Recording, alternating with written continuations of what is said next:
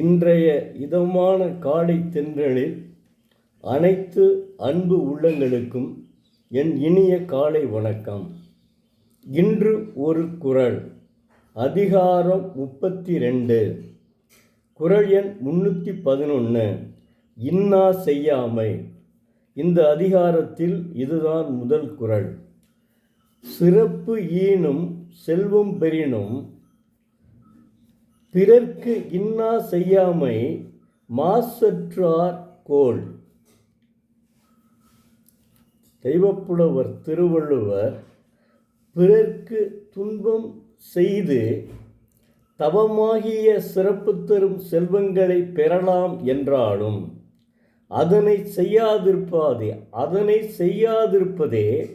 மனம் மாசற்றவரது கோல். கோல் என்றால் துணிவு.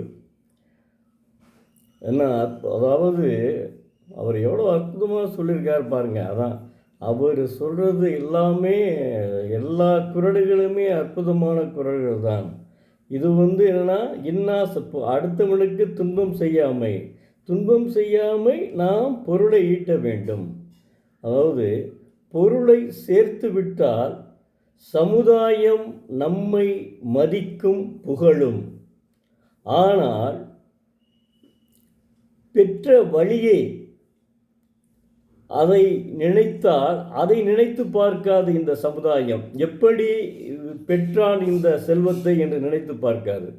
அவன் பெற்றது குறுக்கு வழியில் சம்பாதித்த பணம் அது. அப்படி பெற்றாலும் ஆனால் அவன் பணம் இருக்கிறது, பொருள் இருக்கிறது என்ற எண்ணத்தில் அவனை இந்த சமுதாயம் மதிக்கும். அதனைத்தான் திரைப்பட பாடலாசிரியர் கூட குறுக்கு வழியில் செல்வம் தேடினும் திருட்டு உலகமடா என்று பாடியிருக்கிறார்கள். குறுக்கு வழியில் செல்வம் தேடினும் திருட்டு உலகமடா என்று பாடியிருக்கிறார். ஆமாம், அதாவது ஒவ்வொரு குறளையுமே உணர்ந்துதான் ஒவ்வொரு திரைப்பட ஆசிரியர்களும் பாடலை பாடியிருக்கிறார்கள். இப்போ தெய்வப்புலவரினுடைய கொள்கை என்ன? நாம் செல்வம் ஈட்ட வேண்டும், தவமாகிய சிறப்பு ஈனும் செல்வத்தை ஈட்ட வேண்டும். ஆனால் அந்த செல்வம் அறம் சார்ந்ததாக இருக்க வேண்டும். அப்படித்தான் நாம் செல்வத்தை ஈட்ட வேண்டும் என்று அவருடைய வேட்கை, தெய்வப்புலவருடைய வேட்கை அதுதான். அப்படி செய்வதாக இருந்தால் என்ன செய்ய வேண்டும்? ஒரு பெரிய வாணிபம் நடத்த வேண்டும்.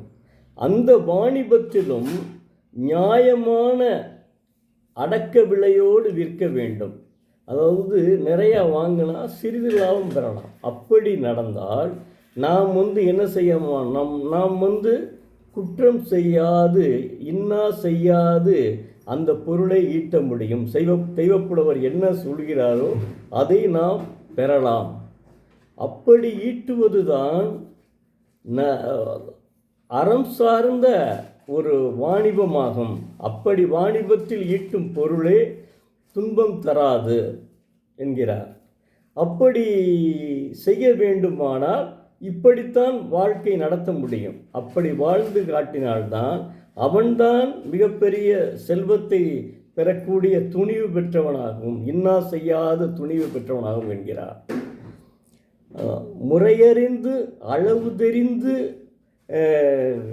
தொழில் நடத்தி வணிகம் செய்து பொதுவாக பொருளீட்டும் முயற்சியில் ஈடுபட்டால் அதனால் யாருக்கும் இன்னா செய்யாமை மட்டுமன்றி இன்பமும் விளையும். அப்படி வியாபாரத்தில் வணிகம் செய்து அறம் சார்ந்து பொருளீட்டினால் அது நமக்கு நன்மையையும் தரும், அதே சமயத்தில் நமக்கு இன்பத்தையும் தரும். அப்படி வாழ்ந்தால் நம்முடைய குடும்பமும் நல்லா இருக்குமுங்க.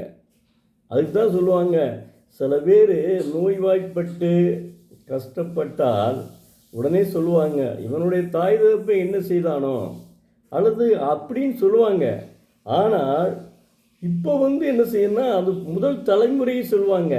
இப்போ இவனே சொல்லுகிறாங்க, இவன் கடைசி காலத்தில் ஒரு ரொம்ப மிகவும் மோசமான நிலையில் இருந்தால் இவன் என்ன செய்தானோ, அந்த காலம் எப்படி இவன் சம்பாதிச்சானோ.